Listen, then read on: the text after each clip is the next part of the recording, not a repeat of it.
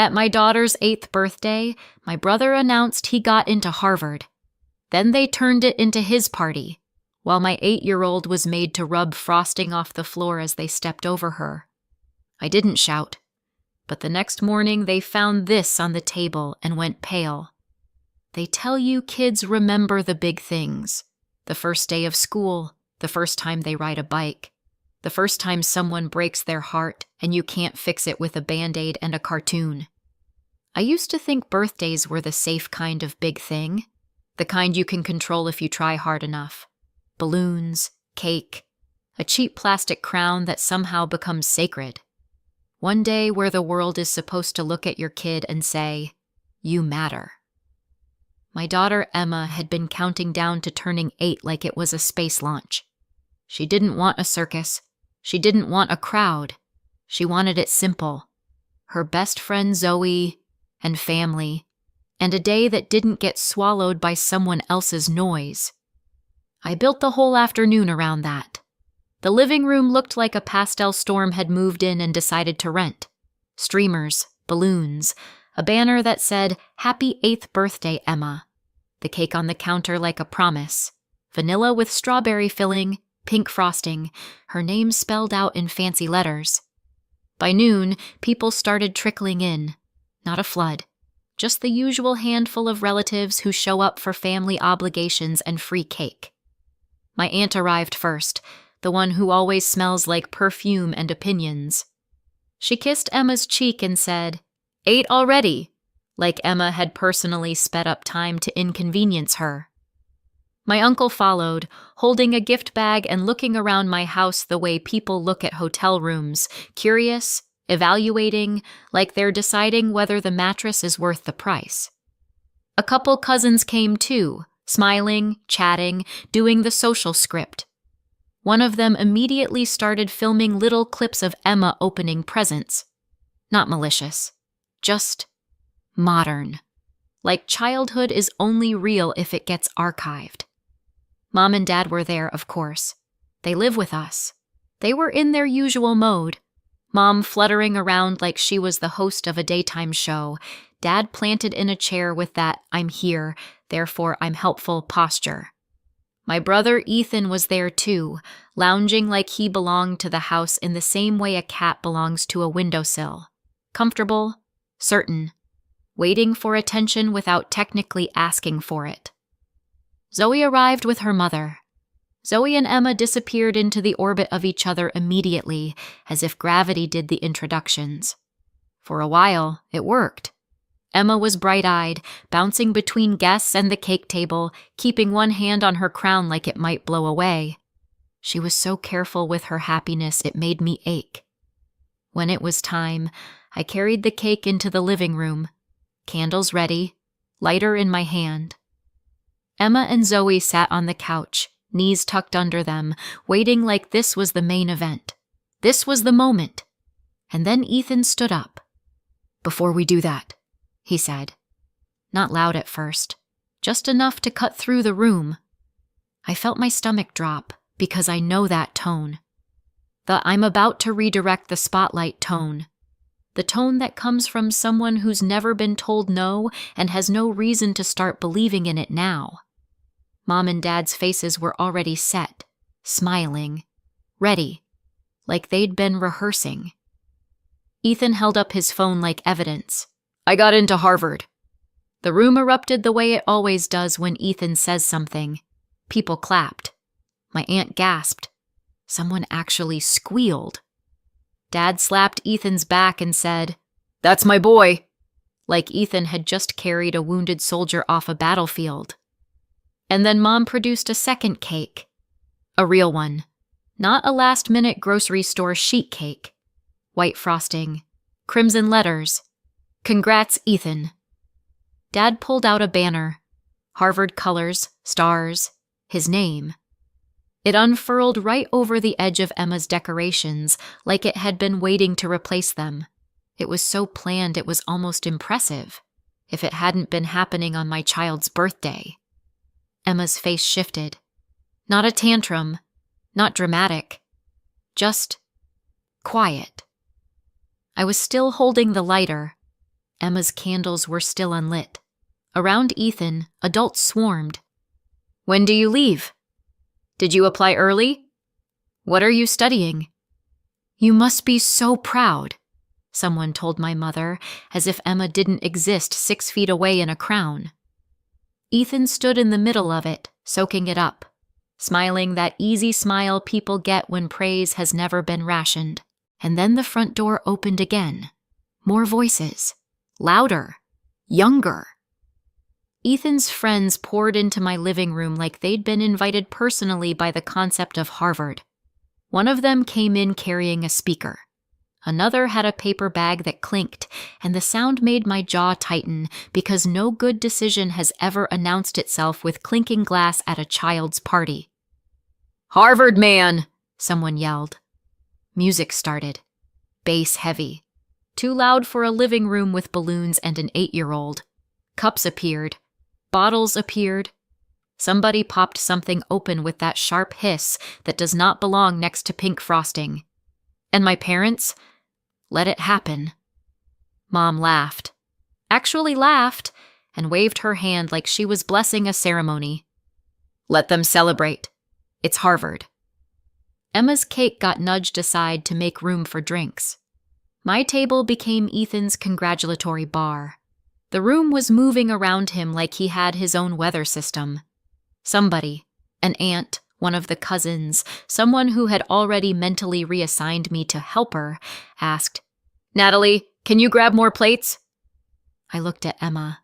Her shoulders had dropped. Her crown had tilted. She was staring at the unlit candles like she was trying to understand why the room had forgotten the script. I didn't want to start shouting. Not in front of her, not in front of Zoe. So I nodded, like a trained animal. "Sure," I said. I walked into the kitchen because it was either that or break something. The music thumped through the walls. Laughter rose and fell.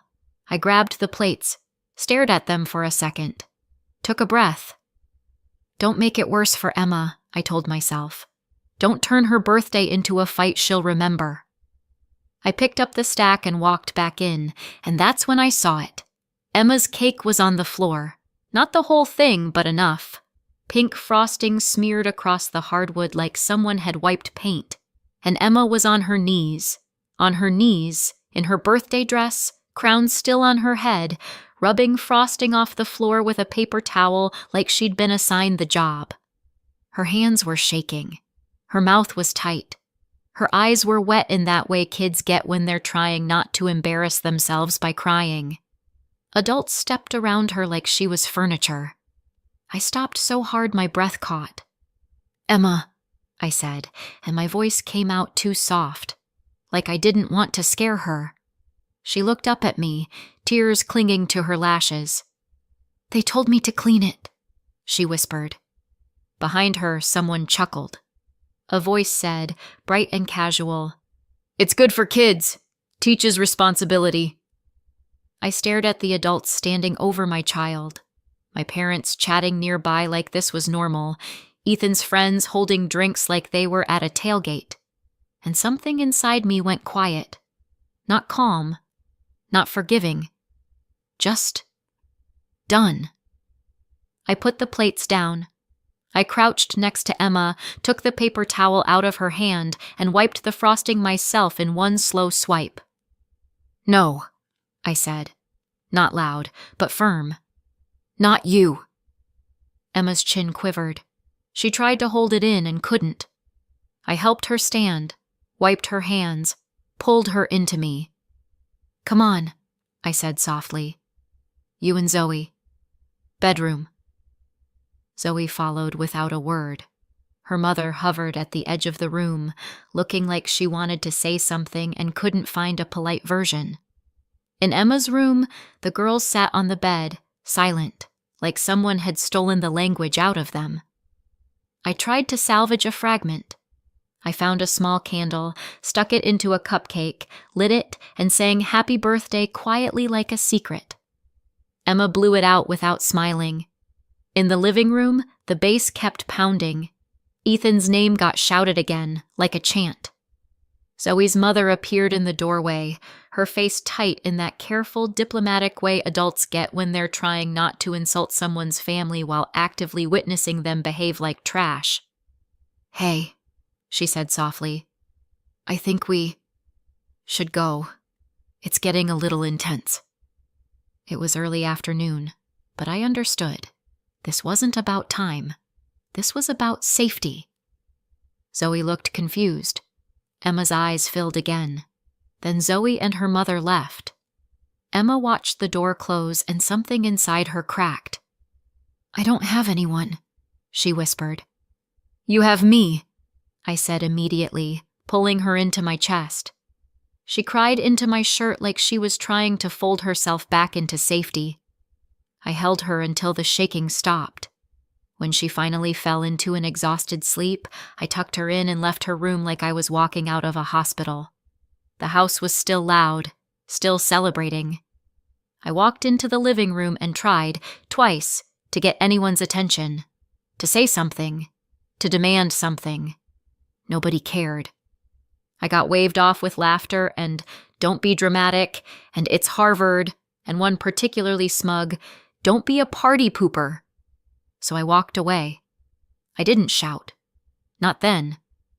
But the next morning, they found something on the kitchen table and went pale. It would be easier if I could say that night came out of nowhere, that Ethan was usually respectful, that my parents were usually normal grandparents, that this was a freak event caused by excitement and bad judgment. But nothing in my life with them has ever been a freak event. It's always been a pattern. A long, exhausting pattern where the rules bend for Ethan and snap for me. Ethan is 8 years younger than I am, which means when he was born, I was old enough to remember exactly what life looked like before him and how fast it changed after. I don't have a dramatic story of being screamed at or locked in closets. It was quieter than that. It was the look my mom got when she thought I couldn't see it. That flash of, "Ugh, you again," when I needed something. I was the accident, the interruption, the reason my parents had to settle down earlier than they wanted. They never said it out loud in one clean sentence. They didn't have to. Kids are excellent at reading tone. Then Ethan came along, and suddenly my parents acted like babies were the best thing they'd ever invented. They were excited. They were proud. They were affectionate in a way that always felt slightly theatrical, like they wanted an audience. And because I was 8, and because adults love turning oldest daughters into unpaid employees, I became part of the Ethan support team. "Watch him for a minute," my mom would say, and the minute would become hours. "Be patient," my dad would say. "You're older." I changed diapers before I learned long division. I made snacks. I watched cartoons I hated because Ethan liked them. I learned early that the easiest way to survive was to be useful. In school, I did well. Really well. Almost straight A's without trying to be flashy about it. I liked learning. I liked the feeling of being good at something that was mine. I talked about college like it was a door I could walk through. My parents treated that door like a trap. "College is expensive," Mom would say. "It's a waste of money." Dad would shrug like education was a hobby. "Be practical. You'll end up in debt." And because I was a teenager who wanted approval, I tried to fit inside the version of life they approved of. Focus on family. Don't get too ambitious. Don't make plans that require them to show up. Then Ethan hit his teens, and suddenly my parents discovered the concept of investing in a child. Tutors, programs, prep books, long conversations about his future. They talked about his education like it was a sacred mission. I remember standing in the kitchen once, years ago, watching my mom fill out paperwork for one of Ethan's tutoring programs and feeling something in my chest twist. "Why didn't you do that for me?" I asked. Mom didn't even look up. "It's different."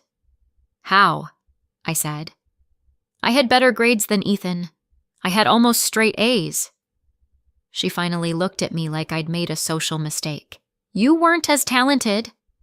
I laughed because it was either laugh or scream. "That's not true," I said. Dad stepped in with the classic parental escape hatch. "We didn't have the money back then." It would have almost worked if they weren't currently spending money they didn't have on Ethan's success. When I was 16, I started dating Grant. Grant was the son of family friends, the kind of family friends my parents treated like royalty. They loved Grant before I did. They loved that he was polite, that he said yes ma'am, that he came from a family with the right vibe. They encouraged it. A lot. At 16, I thought that meant they cared. I thought it meant I'd finally done something right. At 18, I got pregnant. Grant disappeared like someone hit delete. No long conversation. No dramatic goodbye. He just vanished. Like it wasn't his problem. And my parents, who had praised him like he was a future senator, turned on me so fast it gave me whiplash. They blamed me for ruining everything, for throwing away a good thing, for getting pregnant too early, as if pregnancy was something I did alone in my room like a craft project. They never once said, "He failed you." They said, "You failed." Grant went off to pursue his education and his future. I stayed home with a baby and the kind of exhaustion that makes your bones feel heavy. I didn't have the luxury of falling apart. I had a child who needed food and diapers and a mother who didn't collapse. So I ground my way through it. I was good with computers. Always had been. I taught myself things late at night while Emma slept. I took work I could do from home. I did tasks, projects, whatever came my way.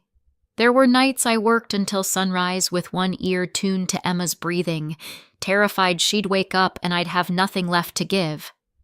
Eventually, it started to work. Not rich work, not influencer work. Just stable. Stable enough to breathe. Stable enough to stop begging life for mercy. Stable enough to buy a house. Years later, my parents' business went under. I never got a clean explanation, just vague talk about bad luck and hard times and decisions that somehow happened to them, not because of them. They needed somewhere to go. It was supposed to be temporary. Ethan was underage then. He came too. 2 years passed. They never left. They didn't contribute. Not rent, not bills, not groceries. They settled in like my home was an extension of their entitlement. And somewhere along the way, the expectation quietly formed. I would pay for Ethan's future the way I'd always been expected to. Tuition, deposits, housing, whatever university required. Because I had money now, because I was family, because Ethan was the investment. So when I watched Emma on her knees cleaning frosting off the floor, it didn't feel like one ruined birthday. It felt like a warning. Emma didn't sleep that night. Not really. She lay in her bed staring at the dark, eyes open, body still, like she'd become a statue. I sat on the edge of her mattress and tried to offer her solutions, because that's what adults do when kids hurt. We want to fix it fast. We want to erase the pain so we don't have to sit in it. "We can celebrate again," I said softly. "We can do something special. I can book something. Emma turned her face away. "No," she whispered, like the word cost her. "It won't be the same," I said, trying to sound calm even though my chest felt like it was being squeezed. She didn't answer. She just blinked slowly, the way people do when they're trying not to cry. After a long silence, she said, "Can I just be alone?" My throat tightened. "Yeah," I said. "Of course." I stood, smoothed her blanket, kissed her forehead. She didn't move. I walked out of her room and closed the door gently. In the hallway, the house felt different. Not loud anymore, but not peaceful either, like the air had been poisoned and was waiting to settle. I went into my room and sat on the bed for a minute, hands in my lap, staring at the wall like it might tell me what to do next. Then Emma's voice echoed in my head, small, quiet, honest. They don't care about me. I hadn't taught her those words. She'd learned them by watching. And that was the part that snapped something in me. Not anger exactly. Something colder. Something sharper. I went to my computer. The printer whirred in the quiet like it was the only honest sound in the house. I printed 3 notices, neat, clear, 30 days, Mom, Dad, Ethan. I stacked them carefully, placed them on the kitchen table like I was setting out place cards for a dinner party. Then I went back to my room, shut the door, and lay in bed staring at the ceiling until sleep finally took me. Sometime in the morning, I woke up to shouting.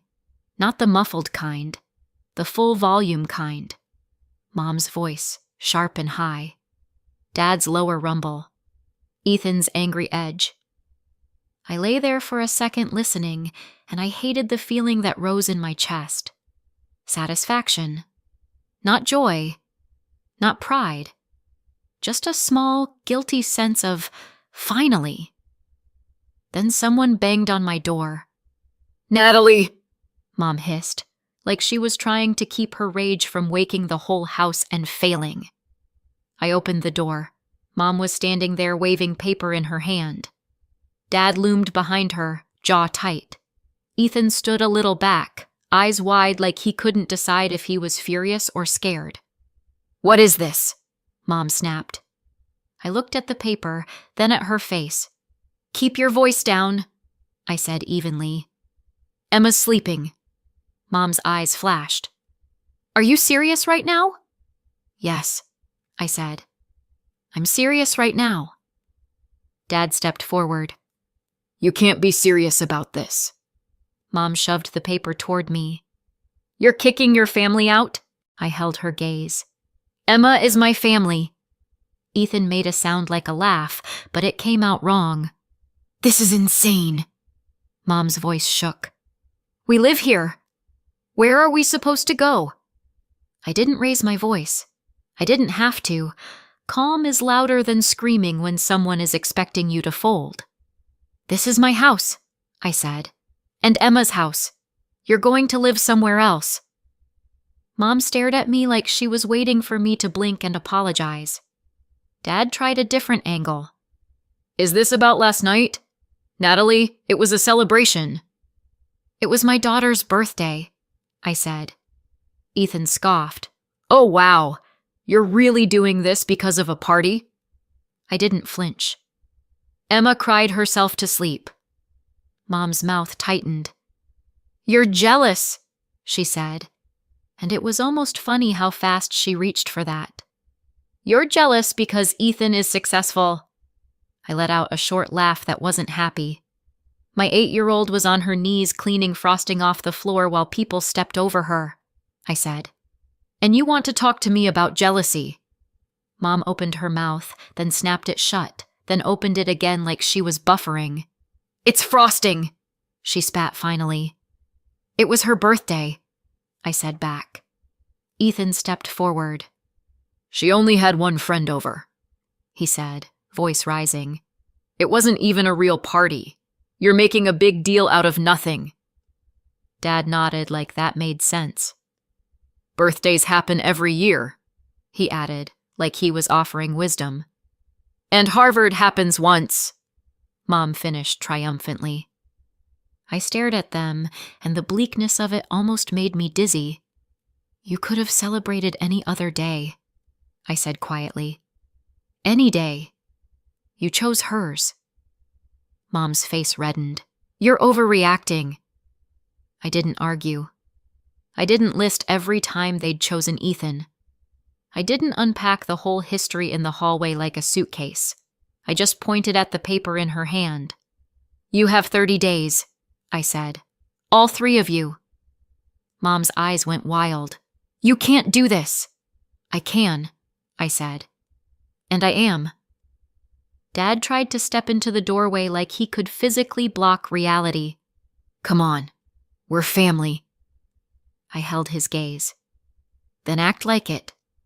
Then Emma stepped out, hair messy, face pale. "What's going on?" she asked, voice small. I turned instantly, my face softening like flipping a switch. "Nothing, baby," I said. "Everything's okay." Emma blinked at the angry adults, then looked at me. Her eyes asked a question she didn't have words for. I walked to her, knelt, and smoothed her hair back. "We're just talking," I said gently. "Go back to bed, okay?" She nodded, slowly, and disappeared back into her room. I stood, turned back to them, and repeated, steady and clear, 30 days. Something shifted. I saw it in their faces. The moment they realized I wasn't bluffing, that this wasn't a tantrum I'd apologize for later. Mom's mouth tightened. Dad looked away. Ethan's eyes hardened. They retreated without another word. In the days after, the house turned into a refrigerator. Not temperature-wise, emotion-wise.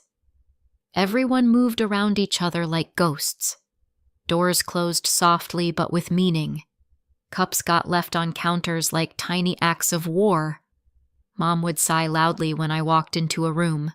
Dad would stare through me like I was a stranger renting space.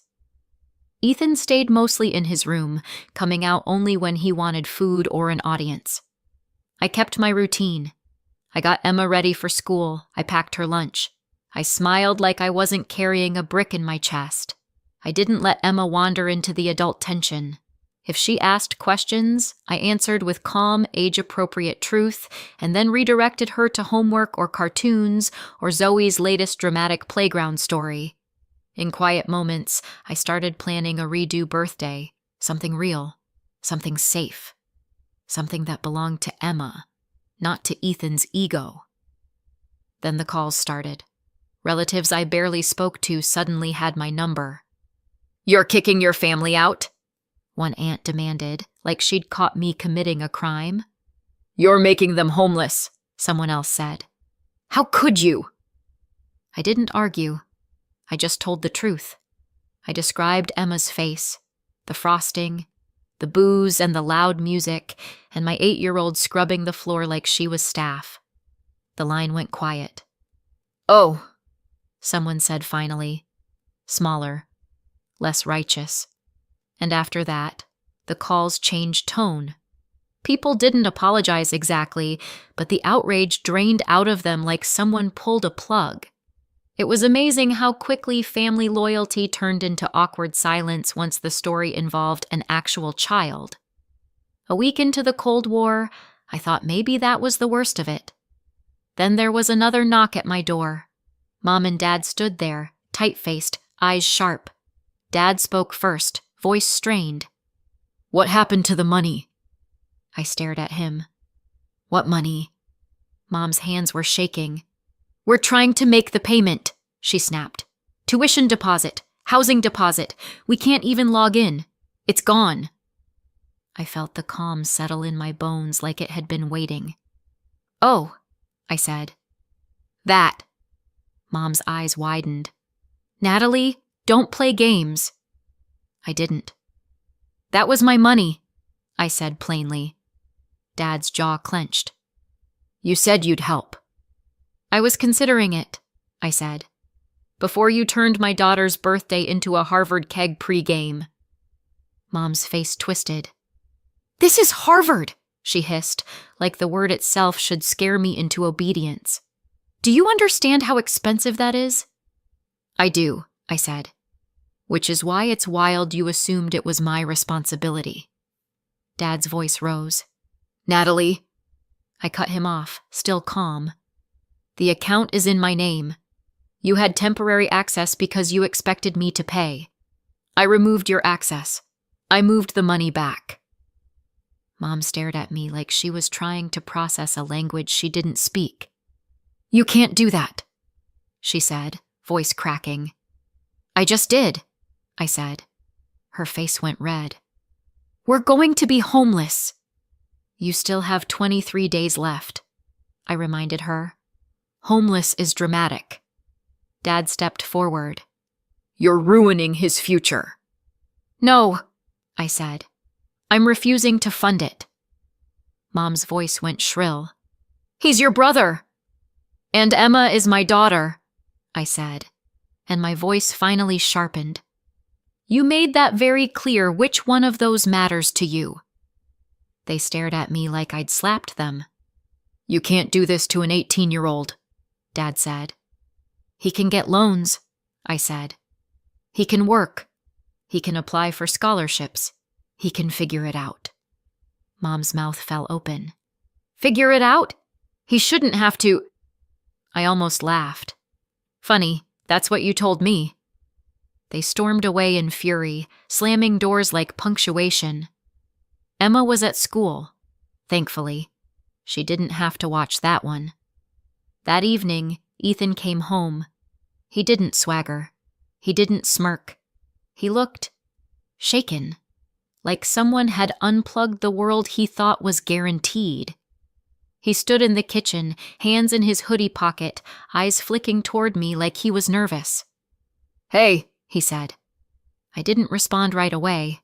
I just kept washing a mug slowly, like I had all the time in the world. Ethan cleared his throat. Mom and Dad said you took the money. I did, I said. He swallowed. Natalie, I'm 18. How am I supposed to pay for college? I looked at him. Really looked. For the first time in his life, Ethan looked scared. The fees are insane, he whispered. Deposits, housing. It's Harvard. I know, I said. He took a step closer. I was kind of hoping you'd help me. You're my sister. You've always been there. There was something almost tender in the way he said it, like he believed it, like my role in his life was a natural law. He rushed on, softer now. And look, the party. I get it was messed up. It was my parents. They organized it. They pushed it. I didn't think... it's a kid's birthday, I know. That was... Yeah. He looked down. People make mistakes. I didn't yell. I didn't punish him with a speech. I didn't even say I forgave him or didn't forgive him. I just said simply, I'm not paying. Ethan's face fell. But you can get a job, I said, part-time. You can apply for aid, scholarships, loans. You can figure it out. He stared at me like I'd suggested he climb Everest barefoot. I've never... He started, then stopped. I know, I said quietly. His voice cracked, just a little. You're really doing this? Yes, I said. He stood there, frozen, like he was waiting for the punchline. There wasn't one. Finally, he backed away. Okay, he muttered. Then he left the kitchen with the kind of slow, defeated walk that makes you realize how much a person has always been carried. A few days later, Mom and Dad came at me with what they thought was the final weapon, the ultimatum. Mom stood in the hallway, arms crossed, eyes hard. We can figure out living arrangements, she said stiffly, like she was offering a compromise she didn't mean. If that's your issue. Dad nodded. We'll leave if you want. We'll work something out. Then Mom leaned forward, voice low and sharp. But you have to pay for Ethan. There it was. Clean. Clear. Not please. Not help. Have to. If you don't, she said, lips curling, then we're done. We're not your parents anymore. We want nothing to do with you. I stared at her, and the strangest thing happened. I didn't feel panic.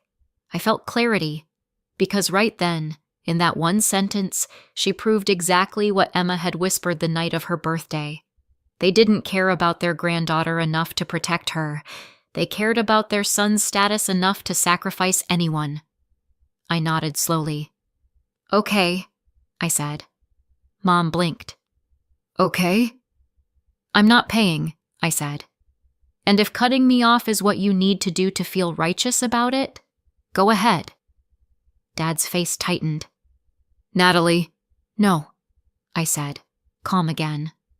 I'm done. Mom stared at me like she expected me to collapse. I didn't. And somewhere behind her, in the quiet of the house, I imagined Emma's crown slipping off her head and being replaced by something better. Safety. A year later, Emma turned 9. We did a small birthday at home. Cake, candles, a few kids, the people who actually show up. Emma was happy. I was calm. The house felt like ours again. That's the update on us. Now the part everyone asks about. I haven't spoken to my parents since the day they left, but I still have cousins, and cousins love 2 things: group chats and disaster updates. From what I've heard, my parents ended up in a cheap rental across town. The kind with thin walls, bad carpet, and neighbors who also have temporary setbacks. They went back to work. Both of them. Long hours. Zero pride. And whatever savings they had? Gone. Burned trying to keep Ethan's Harvard story alive just a little longer. Which brings me to Ethan. Yes, he got into Harvard. My parents treated that acceptance like it came with a personality transplant and a guaranteed career. Then the first semester happened. Turns out Harvard doesn't care how many tutors you had. It still expects you to show up, keep up, and survive without someone rewriting your life for you. Ethan tried. Kind of.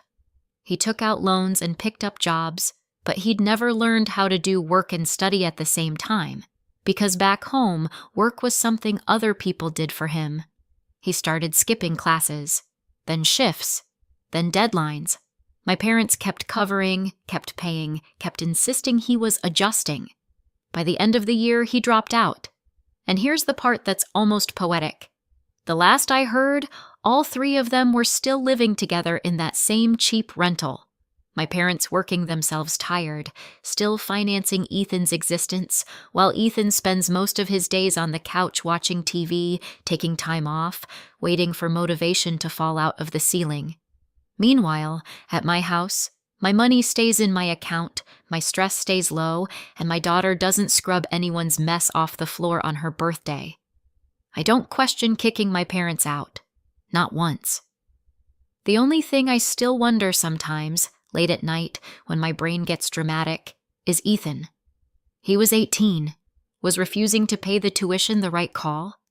Did I go too far, or not far enough? Let me know in the comments, and subscribe for more.